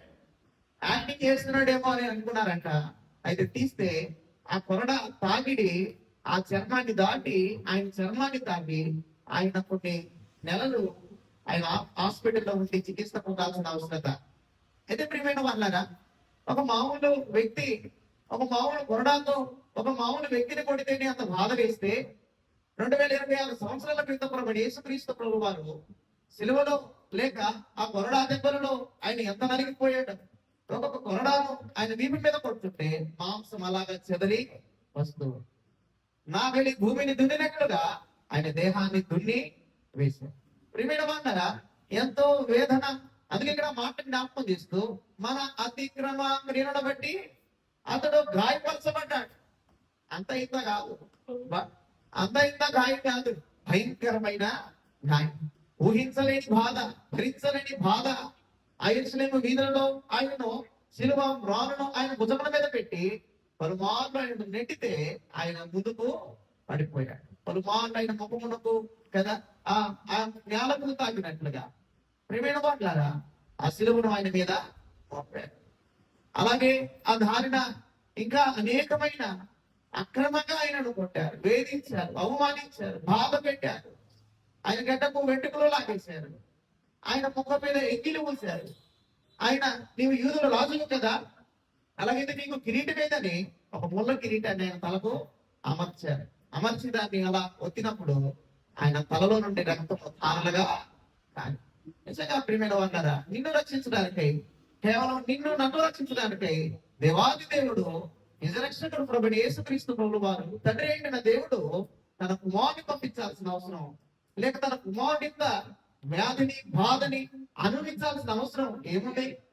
అయితే ఆయన అంటున్నాడు తన అతిక్రమ క్రియలను బట్టి, మన అతిక్రమ క్రియలను బట్టి అతడు గాయపరచబడ్డాడు. అందుకే 2వ వచనంలో మాట ఉంది, ఆ లేఖనం లేత మొక్క వలెను ఎండిన భూమిలో మొలిచిన మొక్క వలెను అతడు ఆయన ఎదుట పెరిగెను, అతనికి స్వరూపమైనను సొగసైనను లేదు. మనం అతన్ని చూసి అపేక్షించినట్లుగా అతని యందు స్వరూపము లేదు. ఇది ప్రవచనం. ఏదైతే యెషయా 53లో చెప్తున్న ఈ వాక్యభాగం అంతా ప్రవచనం. ఇంకా ప్రభువైన యేసుక్రీస్తు ప్రభువు వారి సిలువ వేయలేదు, వారు ముందుగా ప్రవచించారు. ఈ ప్రవచనాన్ని నెరవేరుస్తూ ఉన్నాడు ప్రభువైన యేసుక్రీస్తు ప్రభువు వారు. తన ప్రజల కొరకై, ఆయన ప్రేమించిన తన ప్రియుల కొరకై తన ప్రాణాన్ని పెట్టడంలో ఆయన ఎక్కడ వెనుక తీసిన వాడు కాదు. నిన్ను నన్ను రక్షించడానికై తన వీపును దాచుకొనలేదు, నిన్ను నన్ను రక్షించడానికై తన ముఖమును ఆయన దాచుకొనలేదు. వారు వెండి నువ్వొస్తూ ఉన్నప్పుడు ఆయన ముఖమును చూపాడు. ప్రియమైన వాళ్ళారా, ఆ చేతులకు చీరలు కొట్టినప్పుడు ఆయన తన చేతులను చాచాడు, ఆయన కాళ్ళను జోడించినప్పుడు ఆయన అలాగనే అంగీకరించాడు. అలాగే 2వ మాటగా ఆయన అంటాడు కదా, ఏమనంట, ఆ పక్కనున్న బతిపోటు దొంగను చూసి నీవు నాతో కూడా పరదేశంలో ఉంటావు, నేడు నీవు నాతో కూడా పరదేశంలో ఉంటావు. పరలోకానికి చేరిన మొట్టమొదటి పాపి, మొట్టమొదటి వ్యక్తి, మొట్టమొదటి పాపి. అయితే ప్రవేశమిచ్చాడు ప్రభు. ఈనాడు ఒకవేళ ఈ ఆదివారం కోడికలకు ఆయన ఎల్లుండకపోవచ్చు, కానీ బాప్తీసం తీసుకోపోయి ఉండొచ్చు, ప్రభువులో అంగీకారమైన జీవితం జీవించకపోయి ఉండొచ్చు. కానీ ఆ సమయంలో ఆయన అడిగిన మాట, అయ్యా నీ చిత్తమైతే నన్ను జ్ఞాపకం చేసుకో, ఇదిగో నేను పాపినని తన నోటితో ఒప్పుకున్నాడు. మరొక దొంగ అయితే ఆయన దూషించాడని ఉంది బైబిల్ గ్రంథంలో. ఆయన ఏం చేశాడంట? దూషించాడు, హేతువడిగాడు, నీవే దేవుడవైతే, నీవే రక్షకుడవైతే, నీవే మెస్సయ్యవైతే నిన్ను కాపాడుకొని నన్ను కూడా కాపాడు. ఒకవేళ ప్రియమైన వాళ్ళారా, మనం కూడా దేవుని హేతువు అడిగే వాళ్ళమైతే మనం ఎన్నటికీ పరలోకము చేరం. అయితే మనం పశ్చాత్తాపంతో, ప్రభు అంగీకారంతో మనం అడిగినప్పుడు అంగీకారాన్ని బట్టి మనం పరలోకానికి చేరతాం. మూడో మాటగా ఆయన అన్నాడు కదా, అక్కడ తన తల్లిని తన ప్రియశిష్యుడైన యోహానుకు అప్పగిస్తాడు. ఆయన ఎక్కడున్నాడంట? దగ్గరగా ఉన్నాడు. తన దగ్గరగా ఉన్న ప్రియశిష్యునికి అన్నాడు. ఆయన ఎక్కడున్నాడంట? దగ్గరగా ఉన్నాడు. మనం చేసే అతిక్రమ క్రియలను ప్రభు క్షమించాడు. రెండవదిగా ఆయన తన ప్రక్కనే ఉన్న బందిపోటు దొంగను క్షమించాడు. ఆయన క్షమాపణాన్ని ప్రత్యక్షపరిచాడు. మూడవదిగా తన తల్లిని, తన బాధ్యతను తన ప్రియశిష్యునికి అప్పగించాడు. ఆయన దగ్గరగా ఉన్నాడంటే శిష్యుడు. మనం ఎక్కడున్నాం చూసుకోండి. మనం ఎక్కడున్నాం? ఆయనకి దగ్గరగా ఉండాలి. ఆయన మందిరం, ఆయన విశ్వాస జీవితం, మన ఆత్మీయత స్థితి, మనకుంటున్న ప్రతి ఒక్క అవలక్షణం ప్రియమైన వాళ్ళ దేవుడికి దగ్గరగా ఉండాలి. ఉంటే దేవుడు పనిచేస్తాడు, దేవుడు బాధ్యత ఇస్తాడు, దేవుడు ఆశీర్వదిస్తాడు, దేవుడు తనలోనికి చేర్చుకుంటాడు. ఇదిగో అయ్యా నీ తల్లి అని ఆయనకు అప్పగించి, అమ్మా ఇదిగోని మారుడు. ఈనాడు ప్రియమైన వాళ్ళారా, తల్లిదండ్రులను ప్రేమించలేని అనేక బిడ్డలు మనం చూస్తాం. ఆ విషయాన్ని వీళ్ళు చెప్పారు. అయితే ఆ ప్రస్తుత క్లిష్ట సమయాలలో కూడా తన బాధ్యతను నెరవేరుస్తున్నాడు. ఆ విషయాన్ని సామెతలు 22 వచ్చినాన్ని మనం చూస్తే అక్కడ ఆయన మాట తప్పని దేవుడిగా మనం చూస్తాం. సామెతల గ్రంథం 23 వచ్చినాన్ని మనం చదువుదాం. యెహోవా వారి పక్షమున, అమ్మ 23:22, నిన్ను కలిగిన నీ తండ్రి ఉపదేశము అంగీకరించుము, నీ తల్లి ముదిమియందు ఆమెను నిర్లక్ష్యము చేయడము. కదా, నీ తల్లి ముదిమియందు ఆమెను నిర్లక్ష్యము. ఇది దేవుని మాట, దేవుని వాగ్దానం, దేవుని ఆజ్ఞ. ఇది ఆయన కూడా మర్చిపోలేదు. ప్రియమైన వాళ్ళారా, తన తల్లి విషయమై ఆయన ఎంతో జాగ్రత్త చూపేవాడిగా, తన ప్రేమించిన తన ప్రియశిష్యుడికి అప్పగించిన వాడిగా మనం చూస్తున్నాం. అలాగే 4వ మాటలు కూడా మనం చూస్తే దయచేసి కదా, ఆయన అంటున్నాడు మత్తయి రాసిన సువార్త 27:46 వచనాన్ని మనం చూద్దాం. మత్తయి రాసిన సువార్త 27:46. ఇంచుమించు 3 గంటలైనప్పుడు యేసు ఏలి ఏలి లామా సబక్తాని అని బిగ్గరగా కేక వేసెను. ఆ మాటకు నా దేవా నన్నెందుకు చేయి విడిచిందివని అర్థం. దేవుడు తన కుమారుని యేసుక్రీస్తు యొక్క చేయను విడిచాడంట.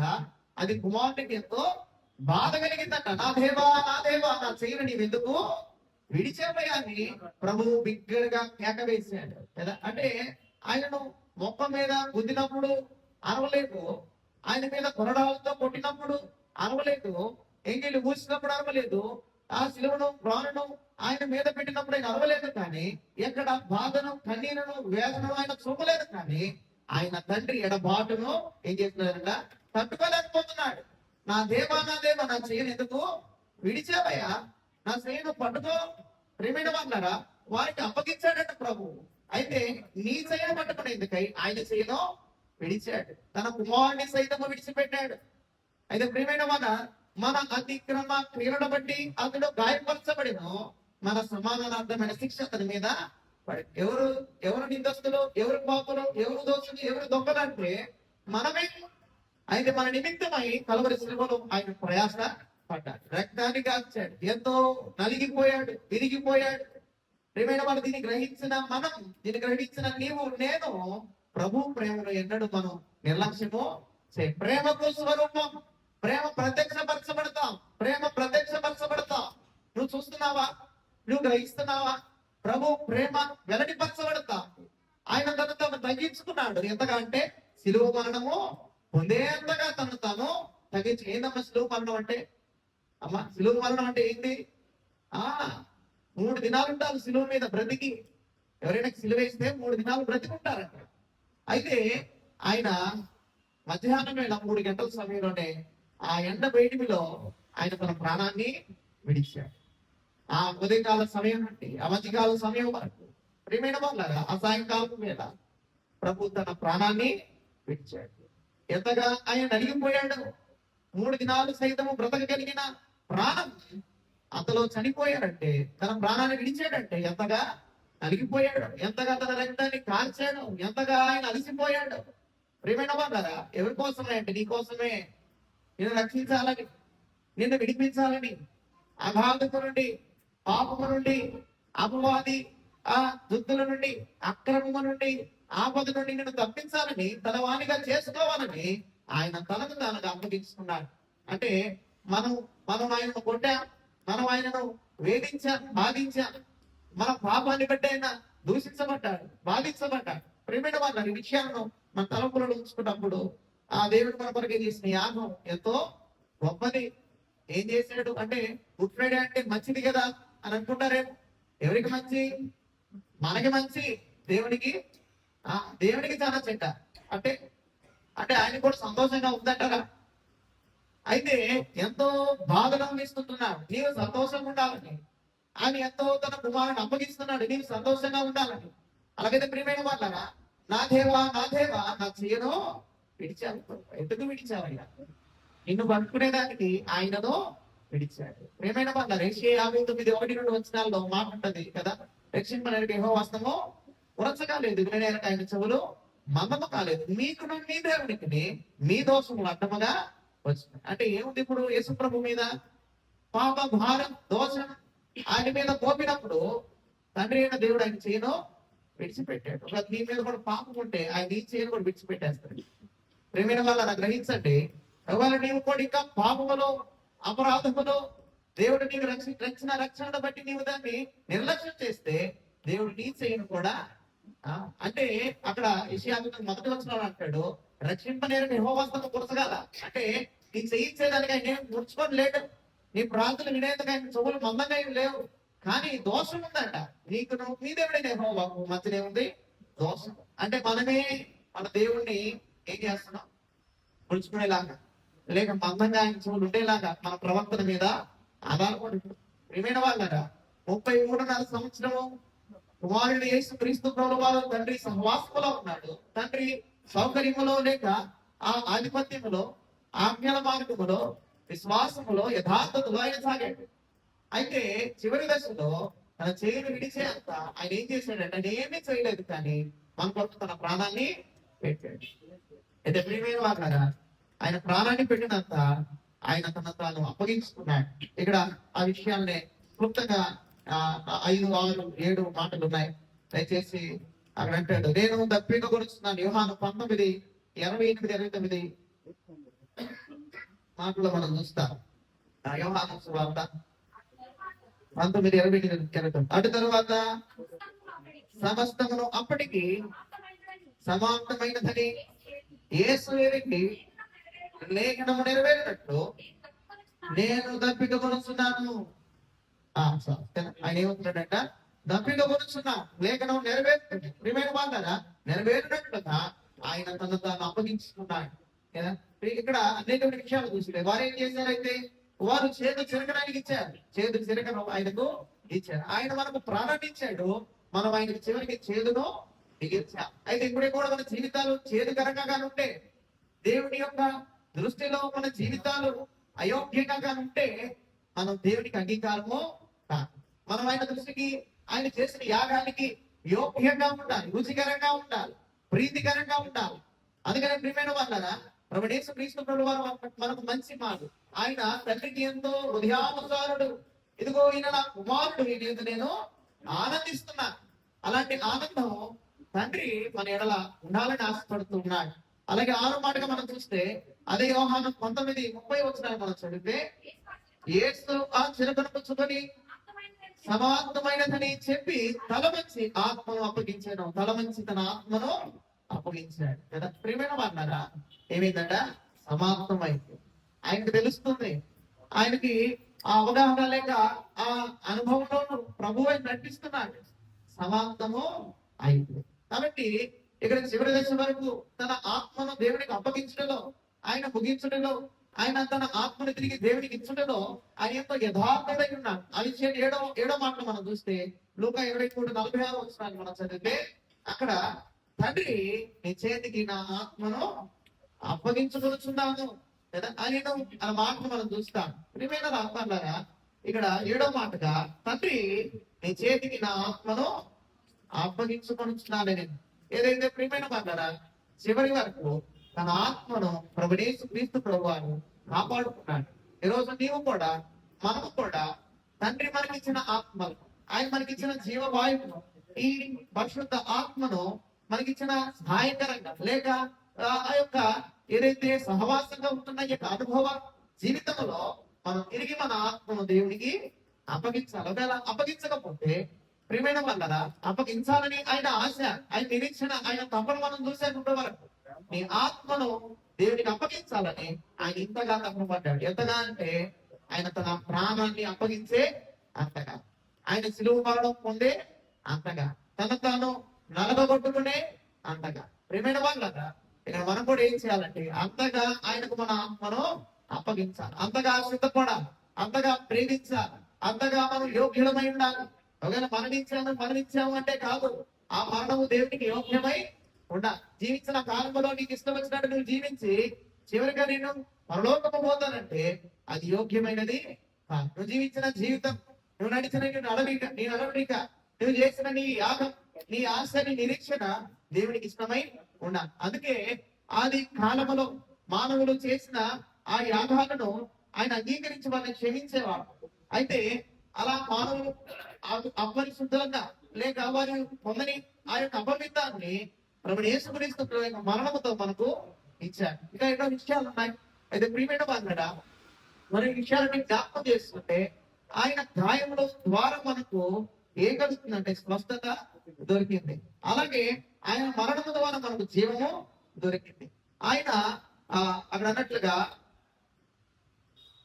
ఆయన అవమానము ద్వారా మనకు గౌరవము దొరికింది కదా. ఆయన అవమానపడ్డాడు, మనకు గౌరవము లభించింది. ఆ తెర, దేవాలయపు తెర పైనుండి కిందకి మధ్యన చిరిగితే ప్రభు అక్కడ చనిపోయాడు. ఆయన బిగ్గరగా కేక వేస్తారు, ప్రాణాన్ని అప్పగించి సమాప్తమైన వచ్చాడు. అక్కడ దేవాలయపు తెర చిరిగి ఇప్పుడు అందరికి ఆహ్వానము దొరికింది. ఇప్పుడు వచ్చి మనం కూర్చున్నట్టుగా ఇంతకుముందు కూర్చునే యోగ్యత లేదు, మనకు అవకాశం లేదు. ఇప్పుడు వచ్చి కూర్చోన్నాం. ప్రియమైన వాళ్ళరా, అలాంటి యోగ్యత మనకు లేదు. అయితే ప్రభు మనకు ఆ యోగ్యత ఇచ్చాడు. ప్రభు యేసుక్రీస్తు ప్రభు ఆ యోగ్యత మనకు ఇచ్చాడు. దీన్ని గుర్తుపెట్టుకొని దీన్ని గ్రహించి ప్రభు మన కొరకు చేసిన యాగాన్ని మనం మరువక మనం ఆయన స్తుతించాలి, జ్ఞాపకం చేసుకోవాలి. ఈ రీతిగానే కదా ప్రతి ఆదివారం వేళ మొదట కళ్ళ క్రమములో మనందరం కూడా ప్రతి ఆదివారం ప్రభు యేసుక్రీస్తు కూడా జ్ఞాపకం చేసుకుంటాం. చేసుకుంటే తండ్రికి ఎంతో ఆనందకరం. కనుక నువ్వు చేసుకుంటున్నావా, నమ్మి ఉన్నావా, విశ్వసిస్తున్నావా? ఒకవేళ లేకపోతే ఇది అనుకూలమైన సమయం. కనుక ప్రియమైన వాళ్ళారా, ప్రభువును మన హృదయంలో చేసుకుందాం, ఆయన ఇష్టలుగా బతుకుదాం. మన ఆత్మలు ఎవరికి చేరాలి? దేవుని అంతకే. ఒకవేళ నరకానికి పోతే ఆయనకు బాధ, మనకి బాధే, ఆయనకు బాధ. కనుక మన లోకము చేరాలంటే నీవు ప్రభువు యేసుక్రీస్తు ప్రభువాన్ని నమ్మాలి. ఆయన ఒక్కడే మార్గం, ఆయనే సత్యం. అందుకే ప్రభు పిలుస్తున్నాడు, ప్రయాసపడి భారం ఇచ్చిన సమస్యలనా నా యొద్దకు రండి, నేను మీకు విశ్రాంతిని ఇస్తాను. కావాలా నిజమైన విశ్రాంతి? అయితే నమ్మాలి ప్రభువు యేసుక్రీస్తు ప్రభువా. నమ్మితే ప్రభు నీ కోటి పాపాలను క్షమించగల సమర్థుడు ఆయన. ప్రాణం పెట్టుటకు ప్రాణం తిరిగి తీసుకున్నటకు ఆయన సమర్థుడు. ఆయన మరణించాడు, తిరిగి 3వ దినాన లేచాడు. అందుకే మనం ప్రతి ఆదివారం పునరుద్ధారణ దినముగా మనం జరుపుకుంటాం, మనం దేవుని ఆలయాలలో కూర్చుంటాం. ప్రియమైన వాళ్ళరా, అందుకే తిరిగి 3వ దినాన ప్రభు లేచినట్లుగా ఈస్టర్ ని మనం పురస్కరించుకుంటాం లేక మనం జరుపుకుంటాం. కనుక ఇటు విషయాలను మన హృదయాల్లో ఉంచుకొని ఆ దేవాది దేవుడిని స్తుతించాలని, జ్ఞాపకం చేసుకోవాలని, ఆయనకు లోబడి ఉండాలని. ప్రియమైన వాళ్ళరా, 7 విషయాలు, 7 మాటలు ఎంతో గొప్పవి, ఎంతో అమూల్యమైనవి, ఎంతో దేవుడు మనకి ఇచ్చిన ఆ గొప్ప విషయాలు. కనుక వీటిని మరొక మనం గుర్తుంచుకొని వీటిలో గుండా సాగాలని ప్రభు పేట మనం చేస్తూ మనం తీసుకుంటున్నా. ఈ సమయంలో అందరికి వందనాలు. మరి చక్కగా 7 మాటలను వివరించిన పెద్దలందరికీ హృదయపూర్వక వందనాలు. జీవిత గారికి, అలాగే ప్రభాకర్ గారికి, వెంకటేశ్వర గారికి, అలాగే ప్రియులు డానియల్ బాబాయ్ గారికి వందనాలు. అలాగే యవన బిడ్డలు ఉన్నారు, అలాగే సోదరులు సన్నీ అన్నయ్య, అలాగే భావి, ఇసాక్, ఇది రాహుల్, సంతోష్, అలాగే ఇక్కడ వచ్చిన బాబిని, వినిత్, సాత్వికి, అభినయ్, అలాగే సూర్య, లక్కీ, అలాగే ఇంకా బిడ్డలు ఉన్నారు. మీరు ఇంకా ప్రోత్సహించాలి. ఇంకా పెద్దలను వారు లేక తల్లిదండ్రులైన వారు ప్రోత్సహించి మీరందరినీ దేవుడు మనకిచ్చిన శక్తిని, స్వారూప్యాన్ని బట్టి మనం వారికి ఇచ్చే ఆస్తిపాస్తులు ఏమైనా ఉన్నాయంటే కదా, ఇవన్నీ తొలగిపోయాక ఏ బంగాళపు ఆస్తో, ఏ మేడ మధ్యలో, అది దేవుడిని వారికి ఇచ్చినప్పుడు అది ఎన్నటికీ వారి నుండి మనకు ప్రియమైన వాళ్ళ దేవుడిని పరిచయం చేద్దాం. దేవుడి గొప్ప సాధనాలుగా వారిని దేవుడి సన్నిధిలో దేవుడు ఈ బిడ్డలను అనంతరం దీవిస్తున్నగా ప్రార్థన చేస్తున్నాం. వాళ్ళది మిగిలిగా ప్రేమించిన పొందకుంటుందండి. దేవానికి వందనాలు, స్తుతులు, స్తోత్రాలయ్యా. ఈ శ్రేష్ట మహాప్రభుని బట్టి మాకు ఇచ్చిన ఈ గొప్ప అయ్యా అవకాశానికి స్తోత్రాలు, ఈ ఆహ్వానానికి వందనాలు. యోగ్యతని మాకు యోగ్యతనిచ్చావు మా ప్రభు. ఆ దేవాలయం పైన కిందకు అయ్యా నడిపి మెచ్చించి ఇదిగో ప్రభు మాకు ఇచ్చిన ఆహ్వానాన్ని బట్టి వందనాలు, యోగ్యతను బట్టి వందనాలు. ఇదిగో మా ప్రభు అయ్యా ఎన్నో మమ్మల్ని క్షమించి ప్రేమించి మాకు ఇచ్చిన ఆదరణను బట్టి మీకు వందనాలు అయ్యా. అయ్యా ఇదైతే మీకు శ్రమ అయితే మాకు సంతోషం అని అయ్యా, మాకు ఇది ఎంతో ఇదిగో ప్రభు శుభ నిరీక్షణ అని మాకు ఇచ్చిన మా ప్రభు మీ స్తోత్రాలు. ఈ శుభ నిరీక్షణలు అయా, ఈ సమాధానములు, సంతోషములు ఇదిగో మా ప్రభు నేను జ్ఞాపకము చేసుకున్నట తండ్రికి ఎంతో ఆనందమని అయ్యా, మాకు ఎంతో ప్రీతికరమని మేము గ్రహించి ఇదిగో మా ప్రభు జ్ఞాపకం చేసుకున్న మాటలు కావచ్చు అయ్యా, ఈ వాక్య భాగం కావచ్చు మా హృదయాల్లో ఉంచి ఇక నుంచి నీతికరంగా యథార్థంగా విశ్వాసంలో ముందుకు కొనసాగుతుందిగా సహాయం చేయమని నజరేయుడైన యేసు క్రీస్తు ప్రభు నామములో అయ్యా వివరించిన పెద్దలు, చదివిన పిల్లలను, అలాగే యవనస్తులను మీరు దీవించండి, మీ సాధనాలుగా వాడుకోండి అయ్యా. మీ కాడిన వారి మీద పోకండి అయ్యా, నువ్వు బలముగా మీరు వాడుకోను, ఇంకా బలపరచను. ఈ ప్రార్థన ఏకీవిస్తున్న ప్రతి మీ దాసులను వర్ధిల్లింప చేయమని నజరేయుడైన యేసు క్రీస్తు ప్రభు నామములో ప్రార్థించి అడిగి పూర్తి ఉన్నాను వేడుకొని తండ్రి. ఆమేన్.